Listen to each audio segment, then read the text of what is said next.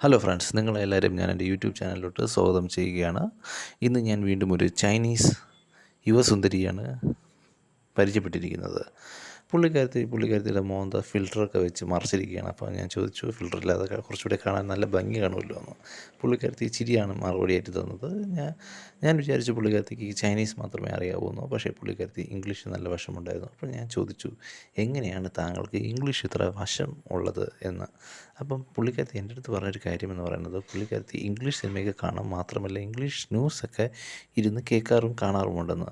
പിന്നെ ഇപ്പോൾ പുതിയതായിട്ട് വന്ന ന്യൂസ് എന്ന് പറയുന്നത്, Volodymyr Zelensky Ukrainian president U S സന്ദർശിക്കുകയുണ്ടായി. എന്നിട്ട് ജോ ബൈഡൻ്റെ അടുത്ത് $61 ബില്യൺ യുദ്ധ ധനസഹായം ചോദിച്ചിട്ടുള്ള കാര്യമൊക്കെ പുള്ളിക്കാരത്തി എൻ്റെ അടുത്തായിട്ട് പറഞ്ഞു. അപ്പോൾ ഞാൻ ചോദിച്ചു, $61 ബില്യൺ എൻ്റെ തലയൊക്കെ കറങ്ങുന്നു എന്ന് ഞാൻ പറഞ്ഞപ്പോൾ പുള്ളിക്കാരത്തി പറഞ്ഞു, കറങ്ങണ്ട, തല കറങ്ങി ഒന്ന് ബോധം കെട്ട് വീഴല്ലേ, ഞാൻ ഇവിടെയാണ്, എടുത്തുകൊണ്ട് പോകാൻ പോലും എന്നെക്കൊണ്ട് പറ്റത്തില്ല എന്ന് പറഞ്ഞു. എന്നിട്ട് ലവിൻ്റെ ചിഹ്നമൊക്കെ എനിക്ക് കാണിച്ചു തന്നു. എന്നിട്ട് പുള്ളിക്കാരത്തി പറഞ്ഞു, യുക്രൈൻ ഇപ്പോൾ യുദ്ധത്തിലാണല്ലോ റഷ്യയുമായിട്ട്, അപ്പം ഇവർക്ക് യുദ്ധ ധനസഹായം വേണം. അതുകൊണ്ട് ബൈഡൻ്റെ അടുത്ത് പോയി $61 ബില്യൺ ധനസഹായം ഇവർ ചോദിച്ചിട്ടുണ്ട്, യുക്രൈൻ പ്രസിഡൻറ്റ്.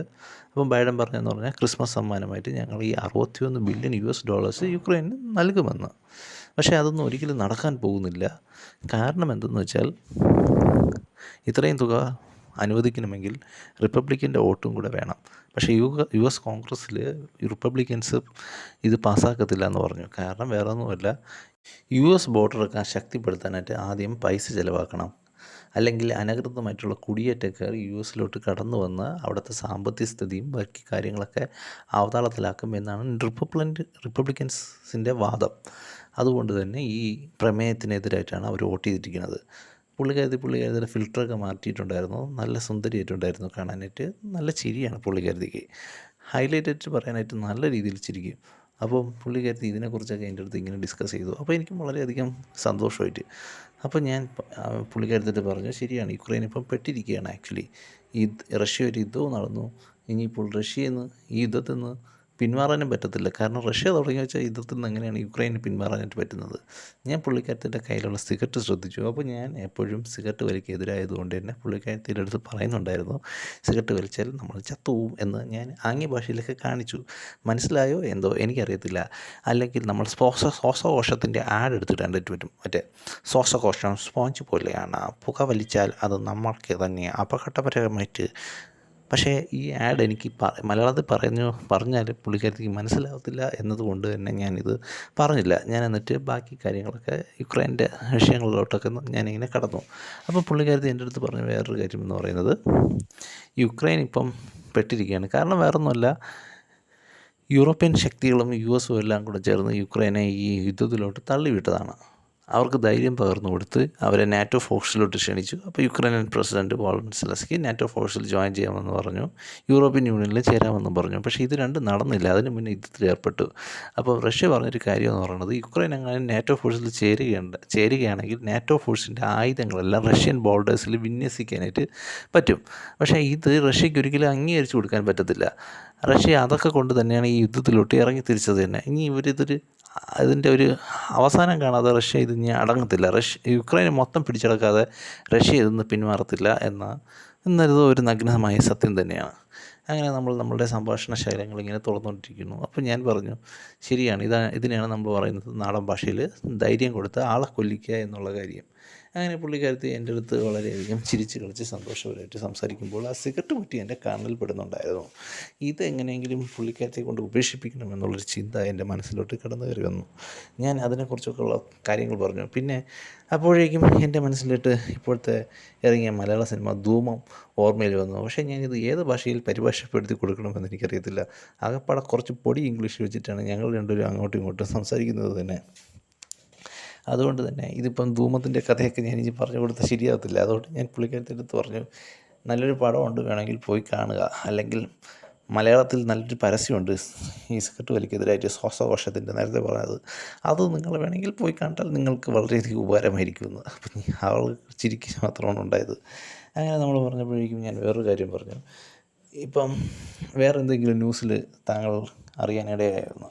അപ്പം ആ പുള്ളിക്കാരത്തി പറഞ്ഞൊരു കാര്യം എന്ന് പറയുന്നത്, ഇപ്പം US ഒരു കെട്ടിടം തകർന്ന് വീഴുകയുണ്ടായി. 100 കൊല്ലത്തിലേറെ പഴക്കമുള്ളൊരു കെട്ടിടമാണത് ന്യൂയോർക്ക് സിറ്റിയിൽ തകർന്ന് വീണത്. അപ്പോൾ ജീവൻ ആർക്കും ഇതൊന്നുമില്ല, എന്തെന്നാ ആളപായമൊന്നുമില്ല. ആകപ്പാടെ 2 പേര് മാത്രമേ ഇഞ്ചുറി സംഭവിച്ചിട്ടുള്ളൂ. മാത്രമല്ല അമേരിക്കയിലുള്ള ഫയർഫോഴ്സും ബാക്കി എല്ലാ ടീംസൊക്കെ ആ കെട്ടിട അവശിഷ്ടങ്ങൾക്ക് പരിശോധിച്ചിട്ട് അവർക്കൊന്നും കിട്ടിയൊന്നുമില്ല. പിന്നെ ആകപ്പാടെ സംഭവിച്ച വേറെ നാശനഷ്ടം എന്ന് പറയുന്നത്, ഒരു ആംബുലൻസ് അവിടെ കെട്ടിടത്തിൻ്റെ സൈഡിലായിട്ട് പാർക്ക് ചെയ്ത ഒരു ആംബുലൻസിൻ്റെ സംഭവം, ഇതിൻ്റെ കെട്ടിടത്തിൻ്റെ അവശിഷ്ടങ്ങളൊക്കെ വന്ന് വീണിട്ട് കുറച്ച് കേടുപാടുകൾ സംഭവിച്ചു. അതിൻ്റെ ആംബുലൻസിൻ്റെ കൂടെ തന്നെ കുറച്ച് വാഹനങ്ങളും പാർക്ക് ചെയ്തിട്ടുണ്ടായിരുന്നു, അതിനും കുറച്ച് കേടുപാടുകൾ സംഭവിച്ചു. അപ്പോൾ ഇതിനെ കുറിച്ചൊക്കെയാണ് പുള്ളിക്കാരത്തി എൻ്റെ അടുത്ത് സംസാരിച്ചത്. അപ്പോൾ ഞാൻ പറഞ്ഞു, ഇത് കൊള്ളല്ലോ സംഭവം. അപ്പോൾ ഞാൻ ഇതിൻ്റെ കുറച്ച് പിക്ചേഴ്സൊക്കെ എടുത്തിട്ട് ഞാൻ പോസ്റ്റ് ചെയ്തു, ഇതിൽ തന്നെ പോസ്റ്റ് ചെയ്തിരിക്കുന്നുണ്ട്. അപ്പോൾ പുള്ളിക്കാരത്തിക്ക് നല്ല വിവരമുള്ളൊരു കുട്ടിയാണെന്ന് എനിക്ക് മനസ്സിലായി. പുള്ളിക്കാരത്തിയുടെ ബോയ് ഫ്രണ്ട് അടുത്തുണ്ടായിരുന്നു, എനിക്ക് പരിചയപ്പെടുത്തി തന്നു. അപ്പോൾ ഞാനും ഹായ് എന്നൊക്കെ പറഞ്ഞു. എന്തായാലും ഞാനിവളെ പ്രേമിക്കാനൊന്നും പോകുന്നില്ലല്ലോ, അതുകൊണ്ട് എനിക്ക് അസൂയൊന്നും പെടേണ്ട കാര്യമില്ല. അതുകൊണ്ട് തന്നെ ഞാൻ ഹായ് ഒക്കെ പറഞ്ഞ് നമ്മൾ രണ്ട് നല്ല സുഹൃത്തുക്കളായി മാറി. അങ്ങനെ ഞാൻ പുള്ളിക്കാരത്തിട്ട് വീണ്ടും വിശേഷങ്ങളൊക്കെ ചോദിച്ചുകൊണ്ടിരിക്കുകയായിരുന്നു. അപ്പോൾ പുള്ളിക്കാരത്തി പറഞ്ഞു, എങ്ങനെ ഈ മറ്റേ പാലസ്തീനിലുള്ള പ്രശ്നങ്ങളെക്കുറിച്ചൊക്കെ അറിയാമോ എന്നൊക്കെ പുള്ളിക്കാരത്തി എൻ്റെ അടുത്തേക്ക് ചോദിച്ചു. അപ്പോൾ ഞാനിങ്ങനെ അതിശയിച്ചു, ഈ ചൈനയിലുള്ളവർക്കൊക്കെ പാലസ്തീനെക്കുറിച്ചൊക്കെ അറിയാമായിരിക്കുമല്ലേ എന്ന്. അങ്ങനെ ഞാൻ പറഞ്ഞു, അതെ എനിക്ക് പാലസ്തീനെക്കുറിച്ചൊക്കെ അറിയാമല്ലോ.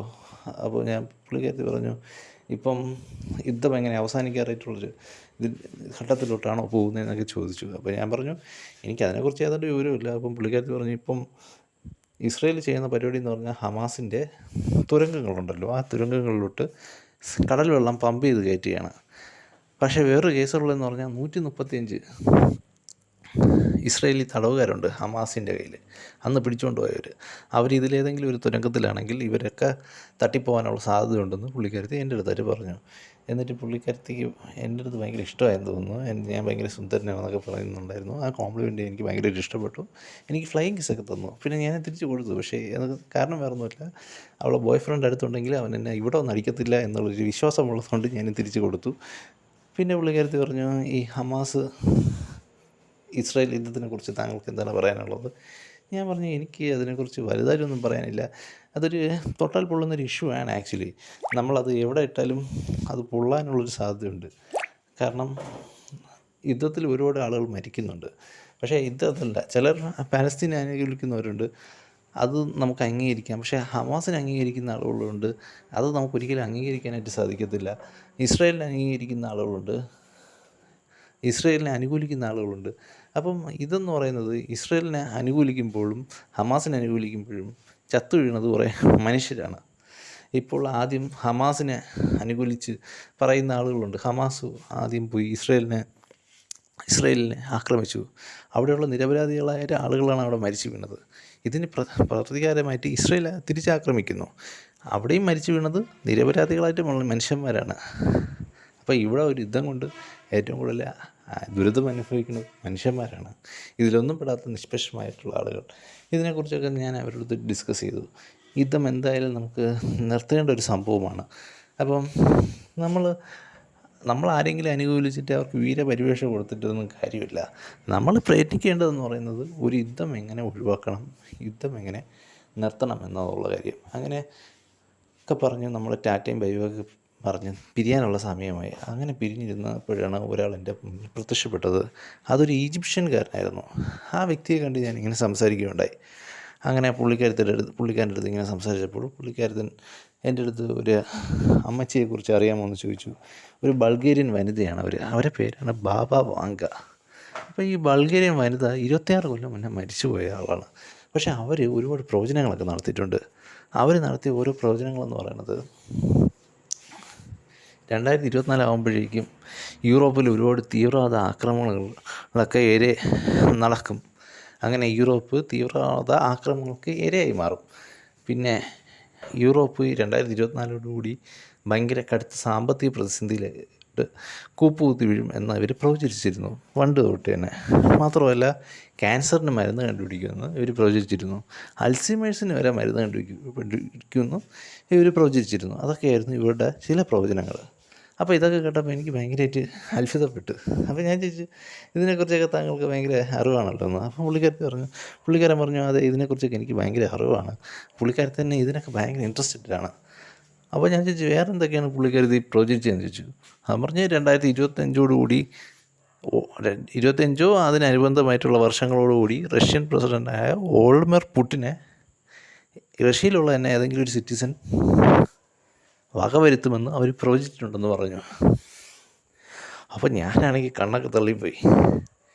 പക്ഷേ ഒരു 26 കൊല്ലം മുന്നേ മരിച്ചു പോവുകയും ചെയ്തത്. ഞാൻ പറഞ്ഞു ഇതൊക്കെ അന്ധവിശ്വാസമല്ലേ എന്നൊക്കെ പറഞ്ഞിരുന്നപ്പോഴേക്കും വേറൊരാളെ ഞാൻ പരിചയപ്പെട്ടു. ഭയങ്കര ഇൻട്രസ്റ്റിംഗ് ആയിട്ടുള്ളൊരു ക്യാരക്ടറാണ് പുള്ളിക്കാരൻ.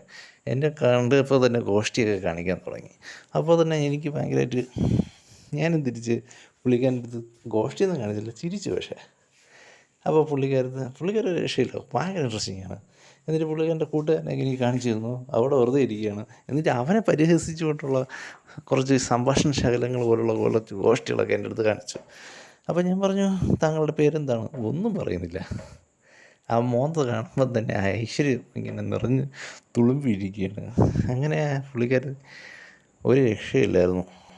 പിന്നെ ഞാൻ നോക്കിയപ്പോഴേക്കും പുള്ളിക്കാരൻ സ്ക്രീനിൽ നിന്ന് പോയി. അപ്പോൾ ഞാൻ വിചാരിച്ചു എന്തായാലും ഇറങ്ങാമെന്ന് വിചാരിച്ചിരുന്നപ്പോഴാണ് പുള്ളിക്കാരൻ വീണ്ടും സ്ക്രീനിൻ്റെ മുന്നിൽ പ്രത്യക്ഷപ്പെട്ടത്. പുള്ളിക്കാരൻ്റെ കൂട്ടുകാരനെ ചൂണ്ടിക്കാണിച്ചിട്ട് കളിയാക്കി ചിരിക്കുന്നുണ്ടായിരുന്നു. എന്തിനാണ് പുള്ളിക്കാരൻ കളിയാക്കി ചിരിക്കുന്നതെന്ന് എനിക്കിതുവരെ മനസ്സിലായിട്ടില്ല. ശരി, അപ്പോൾ നമുക്ക് പിരിയാമെന്നുള്ള രീതിയിൽ ഞാനും പറഞ്ഞു തുടങ്ങിയിരുന്നു. എന്തായാലും നമുക്ക് പോവാം. ഇനി എന്തായാലും നമുക്ക് അടുത്ത ഇതിൽ കാണാം. ശരി, ബൈ.